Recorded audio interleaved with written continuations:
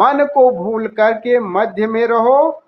और आगे जब तक कह करके बिल्कुल बात को वहीं खत्म कर देते हैं, क्योंकि जैसे ही मध्य में आओगे जब तक के बाद फिर वो कहा नहीं जा सकता जो कुछ है, क्योंकि मौन और मुखरता दोनों एक साथ घट रही है। तो कहोगे क्या?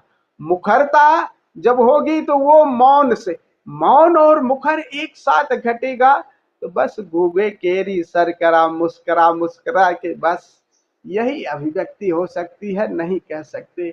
इसीलिए वो कह रहे हैं जब तक मध्य में ठहर जाओगे तो वाणी भी, बोलना भी और मौन दोनों एक साथ प्रकट होता है, दोनों एक साथ प्रकट होता है। और उसी बात को शिव कह रहे हैं कि मध्य में मन को भूल करके, पहले तो मन को यानी दो अतियों को भूल जाओ। दोनों अतियां क्या हैं? या तो हम बहुत आह्लादित होते हैं या बहुत फिर रुदन में, या तो हम सुख को जानते हैं या दुख को जानते हैं, या तो हम क्रोध को जानते हैं या हम दया भाव प्रिया को जानते हैं।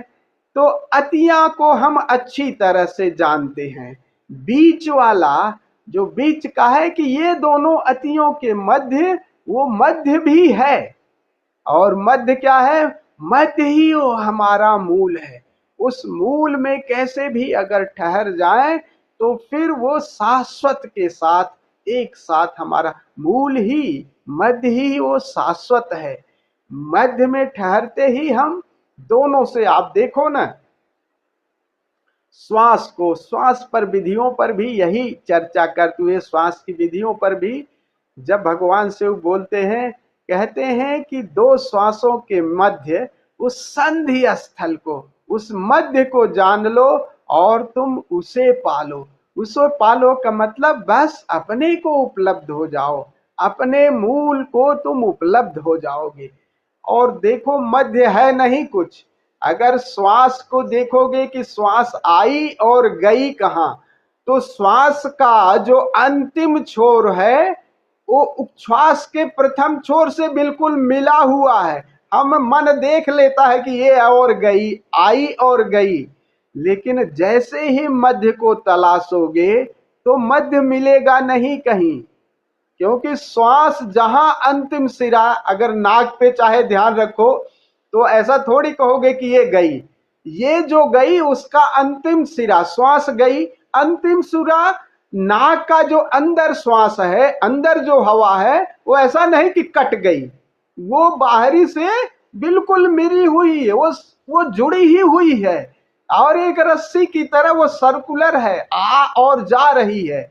लेकिन मन इसे दो तोड़ दे रहा है। इस मध्य में अगर ठहर जाओ तो ये लगेगा कि अरे बाहर भी मैं, जब श्वास के माध्यम से मैं बाहर जा रहा हूं, श्वास के माध्यम से मैं भीतर आ रहा हूं, वो बीच का बिंदु है कहां?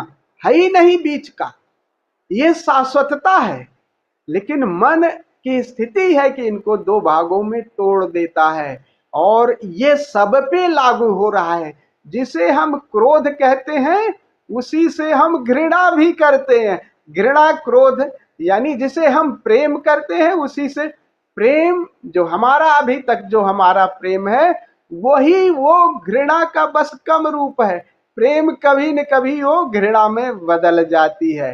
तो जिससे हमारी शत्रुता है, ऐसा नहीं लगातार शत्रुता रहेगी, उससे कभी न कभी मित्रता जरूर होगी, क्योंकि उसी शत्रुता में मित्रता का भी बीज छिपा हुआ है। मन उनको तोड़ दे रहा है। आज जो हमारा मित्र है वो कल हमारा शत्रु हो ही जाएगा, क्योंकि ये मन कितने समय तक एक दूसरी अति में जाएगा। तो वही विचारों की भिन्नता और फिर वो शत्रुता में। तो जो विपरीत हमें दिखाई दे रहा है वो विपरीत जैसा है नहीं। दोनों के मध्य वो जागरण का, वो शाश्वत चैतन्य का बिंदु वो मध्य में है। और उसी मध्य को कई तरीके से, ओशो की जो सडन स्टॉप की विधियां थी, सडन, जिसमें हम सक्रिय ध्यान करते थे ना, तो उसमें अचानक ठहर जाने की, अचानक ठहर जाने के लिए इसीलिए कि अगर हम इन दोनों विधियों को, दोनों अतियों को जानबूझ के करें, और दोनों अतियों को जानबूझ के करें और सजगता का पॉइंट अगर हम रखें दोनों में, क्रियाशीलता में और अक्रियाशीलता में, तब वो तीसरा बिंदु आपको पकड़ में आने लगता है। जब तुम क्रियाशील हो, सजग हो, पूरा शरीर क्रियाशील है या श्वास क्रियाशील है, तुम गतिमान हो, और अचानक तुम ठहर जाओ, और तब भी जानने वाला है, अरे तब ये लगेगा कि हम जाते कहाँ कहाँ, ये दो अलग अलग कहाँ हैं, क्योंकि क्रियाशीलता में भी मेरा होना है और सब कुछ भी ठहर गया है। तब भी ऐसा नहीं कि जानना बच चला गया, जानना तो तब भी है। अगर अगर 5-7 सेकंड के लिए हम अपने श्वास को भी ठहरा दें, सब कुछ ठहरा दें, कि सब कुछ मानो शून्य हो गया, जानना तो तब भी है। और जब क्रिया चल रही है तब भी जानना है। तो जब जानना है, वो जानना ही शाश्वत है।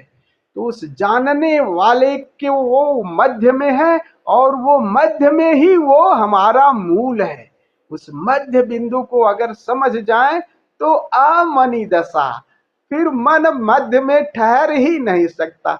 आपको बस वो मन को बीच में, अगर आप बीच में ठहर गए तो मन बेचारा गया, मन चला जाता है और शाश्वत से संबंध जुड़ जाता है, मूल को आप उपलब्ध हो जाते हैं।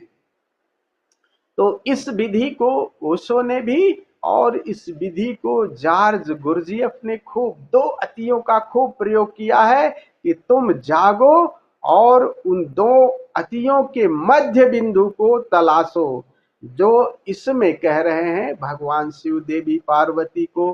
तो जॉर्ज गुरजियफ क्या करता था, कभी कभी वो नृत्य का प्रयोग खूब अच्छे ढंग से करता, कह रहा नृत्य करो, और अचानक सडन वो रोक देता था, और रोक करके जब नृत्य कर रहे हैं तब भी थोड़ा सजग रहो, पूरा जैसे पूरे गतिमान, पेरी को पूरे गतिमान, और उसमें आपका होश का बिंदु, चैतन्य का बिंदु रहे।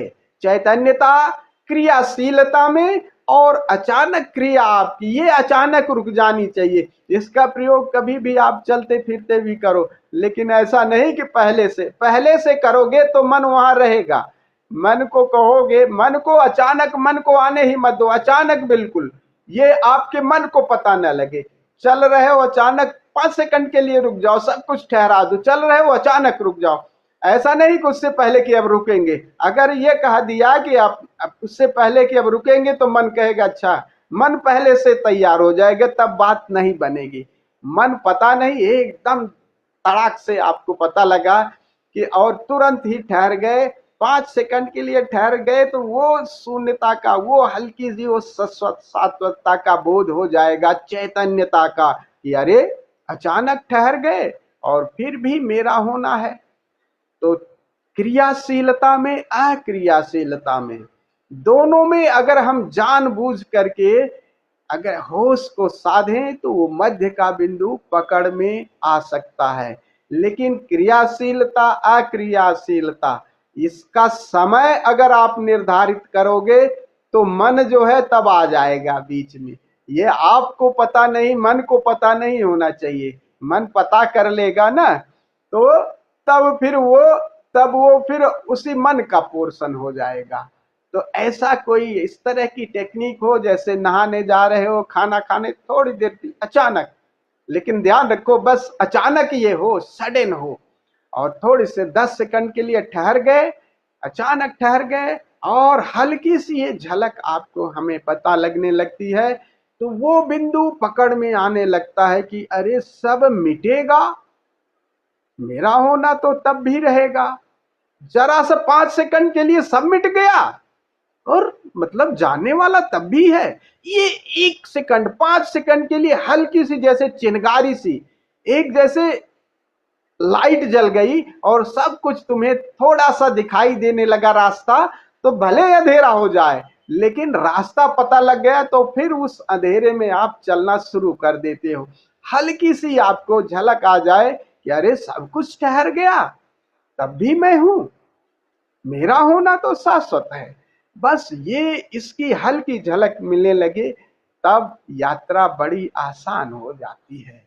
और इसका प्रयोग गुरुजीएफ ने किया है, ओशो ने भी खूब सडन स्टॉप की विधि जो सक्रिय ध्यान में किया है, उसी को उसी को इसमें लग किया है। और आज हम लोग उसी विधि को करेंगे। तो आज हम लोग नृत्य के माध्यम से इस विधि को करेंगे।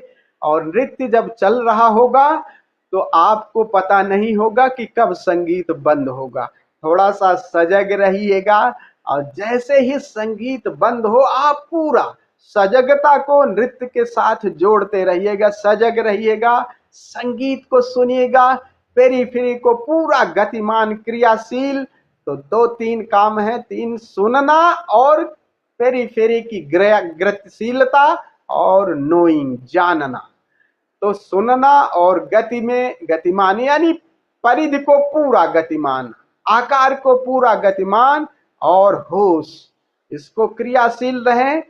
कब बिल्कुल वो संगीत जैसे बंद हो, अब इसमें ड्रम की बीट भी नहीं है कि ड्रम की बीट रहेगी कि ड्रम की बीट बचेगी। ड्रम की बीट अगर बचेगी तब इसका मतलब फिर वो मन कहेगा अच्छा बीच बच गई, थोड़ा आगे पीछे भी हो जाए।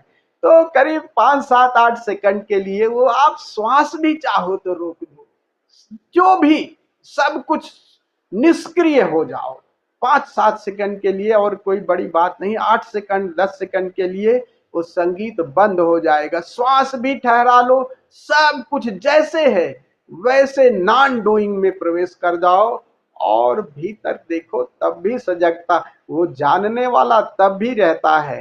तो जानने वाला है, सदैव रहेगा, इसकी आपको प्रतीति होने लगी कि जब सब कुछ मिटेगा तब भी मेरा होना रहेगा। एक ढंग से मिटना हो जाता है, यानी जब सब कुछ ठहर गया, श्वास भी ठहर गई, एक ढंग से छोटी सी मृत्यु हो गई, नहीं श्वास भी ठहर गई, जो भी हम ठहरा सकते हैं, दिल की धड़कन तो नहीं ठहरा सकते, लेकिन जो भी ठहरा सकते हैं उसको ठहर करके देखें। और देखें, देखना तब भी है क्या, तब भी देखना है, देखना यानी जानने वाला।